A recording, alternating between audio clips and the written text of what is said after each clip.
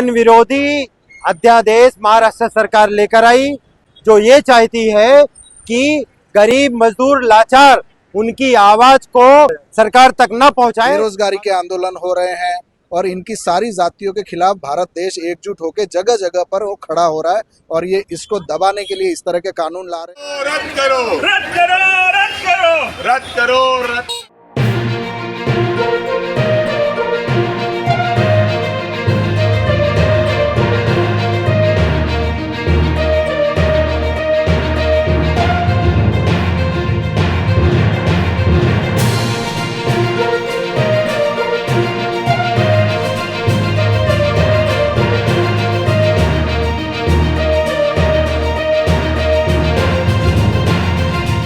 आज राष्ट्रवादी कांग्रेस, कांग्रेस पार्टी और अन्य जितनी महाविकास आघाड़ी की सहयोगी पार्टियां हैं, उन्होंने मिलकर के जन सुरक्षा कानून का विरोध करते हुए यहाँ आंदोलन किया। हम जानना चाहते हैं, राकेश राजपुरोहित जी हमारे साथ हैं, कांग्रेस के कार्याध्यक्ष, वो उनसे जानना चाहेंगे कि क्या इस आंदोलन का उद्देश्य क्या था, उसके विषय में उसका संदेश क्या है। देखिए, जन सुरक्षा कानून का विरोध हम सब इसलिए कर रहे हैं क्योंकि इसका नाम तो जनता की सुरक्षा है, लेकिन सरकार ने पिछले दरवाजे से अपनी सुरक्षा का पूरा प्रबंध कर रखा है। जनता नहीं चाहती कि देश में कोई भी आंदोलन हो, कोई भी अपनी आवाज़ उठाए, सरकार की जो गलत नीतियां हैं उनके खिलाफ कोई बोले, कोई आवाज़ उठाए। सरकार इन सारी आवाज़ों को दबाना चाहती है, चाहे वो आवाज़ फिर पार्टी के ज़रिए हो, किसी संगठन के ज़रिए हो या व्यक्ति के तौर पे कहीं पे कोई भी इंडिविजुअल ग्रुप ऐसा करे, वो ये नहीं चाहते। इसलिए ये डराने का तरीका है, सोची समझी रणनीति है।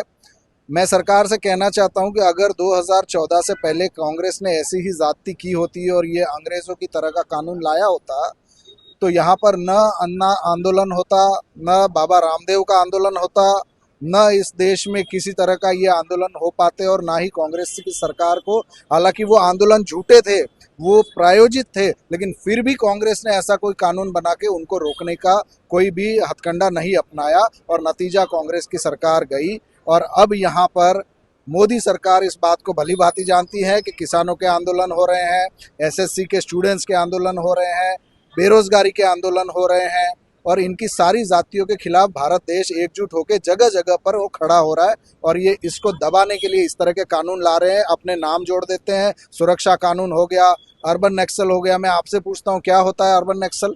नक्सल हमने सुना था इतने वर्षों से, अर्बन नक्सल क्या होता है? अगर आपकी नीतियों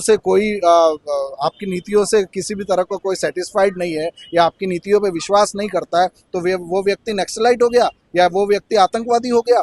आपको एक जरिया मिला हुआ है कि किसी भी तरह से लोगों को लेबलिंग करना, देशद्रोही कहना, नक्सलाइट कहना। आपका विरोधी जो भी है, हर व्यक्ति इस देश का विरोधी है। ये आप लोगों को ये झूठी जानकारी देना चाहते हैं।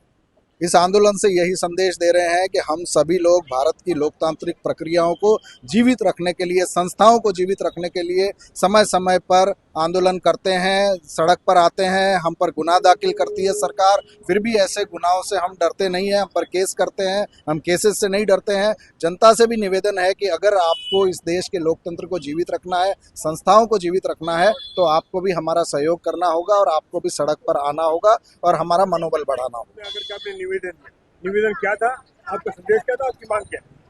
जन विरोधी अध्यादेश महाराष्ट्र सरकार लेकर आई, जो ये चाहती है कि गरीब मजदूर लाचार उनकी आवाज को सरकार तक न पहुंचाए और जो आवाज पहुंचाने के लिए जाएगा उसके हाथों में हथकड़ियां लगाएंगे, ये जेल भरेंगे।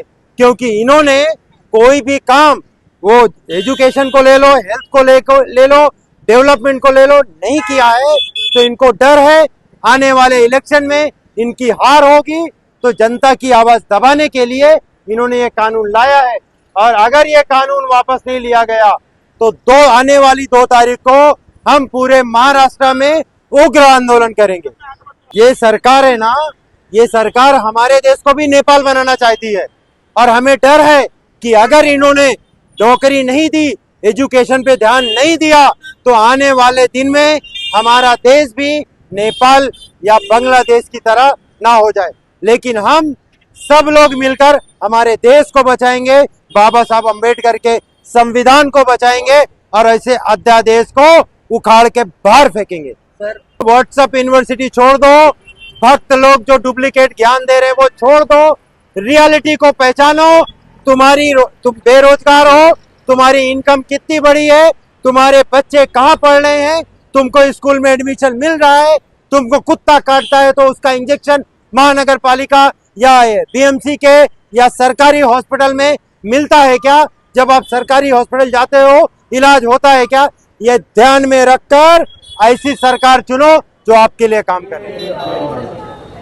जो रोलेट एक्ट था, इस तरह का एक कायदा महाराष्ट्र सरकार ने पारित किया है, जिसके ऊपर अभी तक राज्यपाल की स्वाक्षरी होनी बाकी है। ये रोलेट एक्ट का वर्जन अगर महाराष्ट्र में पास होता है, महाराष्ट्र में कायदा तो पहले अभी आजकल जमावबंदी लगती है तो 4 लोग इकट्ठा नहीं आ सकते। ये कायदे के अनुसार 2 लोग भी एक साथ आएंगे और वो अगर कोई कॉन्स्पिरेसी कर रहे हैं,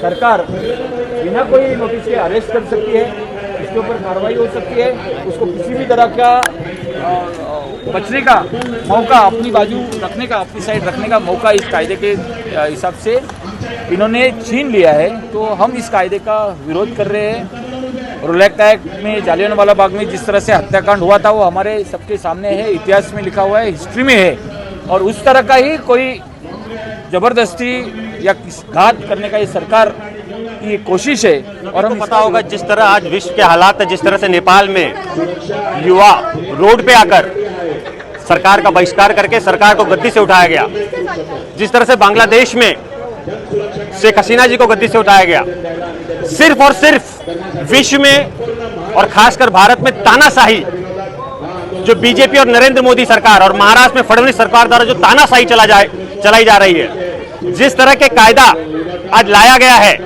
ये लोकशाही का एक खून है। आज अब देखेंगे कि आज अपनी विचारधारा से अगर सत्ता के साथ में आप नहीं हैं और सत्ता के खिलाफ में अगर आपको सत्ता के किसी भी निर्णय के खिलाफ में आपको कोई आंदोलन करना है तो आप आंदोलन नहीं कर सकते। आप अपनी विचारधारा, अगर आप किसी विचारधारा से बंधे हुए हैं, अगर आप किसी विचारधारा को मानते हैं, गांधीवादी विचारधारा को मानते हैं, तो आप अगर अपनी विचारधारा यूट्यूब के माध्यम से रखना चाहते हैं, फेसबुक के माध्यम से रखना चाहते हैं, तो उसे अर्बन नक्सलाइट का नाम दिया गया है।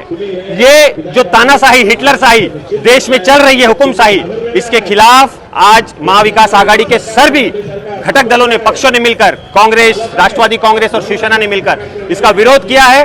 और आज ये छोटा आंदोलन है जो मीरा भाईंदर जिला कांग्रेस कमेटी द्वारा चलाई गई है।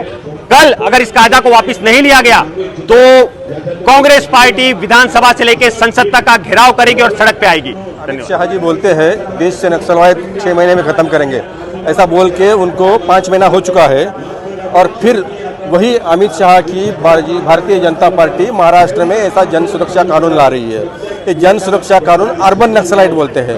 आज तक आप पत्रकार बंधु हो, सारी जनता जानती है, कभी अर्बन नक्सलाइट हुआ इस देश में? इस देश में जैसे टाड़ा है, मोका है, आईपीसी है, वो सेक्शन में सारी धाराएं हैं, फिर भी ये कानून लाया गया। इसका मेन उद्देश्य है, अगर कोई आंदोलन करता है, कोई सरकार के खिलाफ कुछ बोलता है, उसको कैसे टैकल किया जाए, उसको कैसे खत्म किया जाए, जो कि उनकी सरकार बची रहे, उनका स्वार्थ, उनका जो भ्रष्टाचार है, इनका जो अन्याय है जनता के ऊपर, उस अन्याय को कैसे खत्म कर सके, इसके लिए ये जन सुरक्षा कानून लाया गया है। इसकी जन सुरक्षा कानून की महाराष्ट्र में कोई जरूरत नहीं है। और दूसरी बात, सबसे ज्यादा नक्सलवाद महाराष्ट्र से बाहर है, छत्तीसगढ़ में है, वहाँ पे ऐसा कोई कानून नहीं है, लेकिन महाराष्ट्र में ये कानून लाया गया क्योंकि उन्होंने पिछले लोकसभा में देखा था, जो महाराष्ट्र में हुआ, उन लोगों की जो हार हुई, वैसी हार ना भविष्य में हो।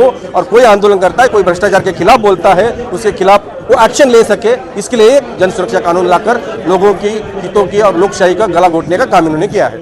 जो भी घटनाएं घट रही हैं, लोकतांत्रिक प्रक्रिया में विरोध का होना बहुत ज़रूरी है। विरोध की भावना, विरोधी सरकार जो गलत कर रही है उसका विरोध होना बहुत स्वाभाविक है।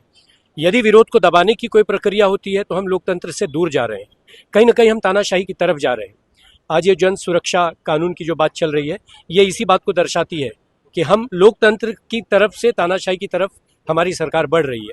1919 में रोलेट एक्ट आया था अंग्रेज़ों का, कुछ न कुछ इसी तरीके का ये कानून भी है। तब भी उसका विरोध पुरजोर हुआ था अंग्रेजी शासन के खिलाफ, आज भी इसका विरोध पुरजोर होगा।